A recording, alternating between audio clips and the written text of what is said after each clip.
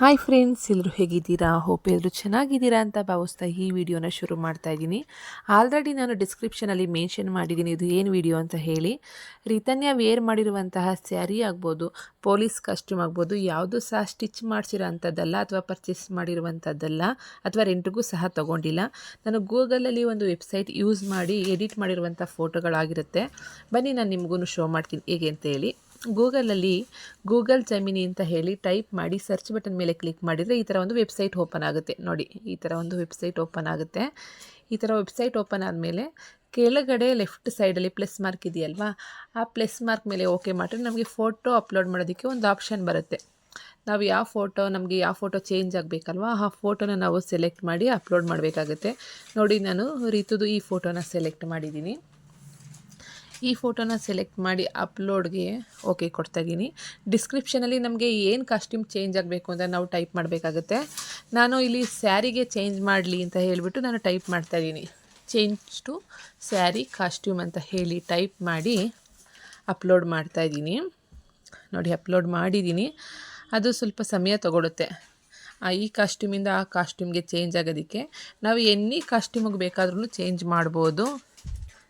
Even ಎಲ್ಲ neck piece ಆಗ್ಬೋದು, bangle ಆಗ್ಬೋದು, ಎಲ್ಲ ನಾವು ಚೇಂಜ್ ಮಾಡ್ಬೋದು. ಬಟ್ ನಾವು ಡಿಸ್ಕ್ರಿಪ್ಷನಲ್ಲಿ ಏನೇನು ಚೇಂಜ್ ಆಗಬೇಕು ಅಂತ ಮೆನ್ಷನ್ ಮಾಡಬೇಕಾಗುತ್ತೆ. ನೋಡಿ, ಚೇಂಜ್ ಆಯಿತು. ಇದು ರಿತನ್ಯದು ಸ್ಯಾರಿಗೆ ಕನ್ವರ್ಟ್ ಆಗಿ ಚೇಂಜ್ ಆಗಿದೆ. ನಾನು ಆ ಫೋಟೋ ಮೇಲೆ ಒತ್ತಿ ಹಿಡಿದು ಡೌನ್ಲೋಡ್ಗೆ ಓಕೆ ಕೊಡ್ತಾಯಿದ್ದೀನಿ. ನೋಡಿ, ಡೌನ್ಲೋಡ್ ಆಗಿದೆ. ನಾನಿವಾಗ ಹಾಗೆ ಕಂಟಿನ್ಯೂ ಮಾಡಿ ಚೇಂಜ್ ಟು ನೆಕ್ ಪೀಸ್ ಅಂತ ಕೊಡ್ತಾಯಿದ್ದೀನಿ. ನೋಡಿ, ಚೇಂಜ್ ಟು ನೆಕ್ ಪೀಸ್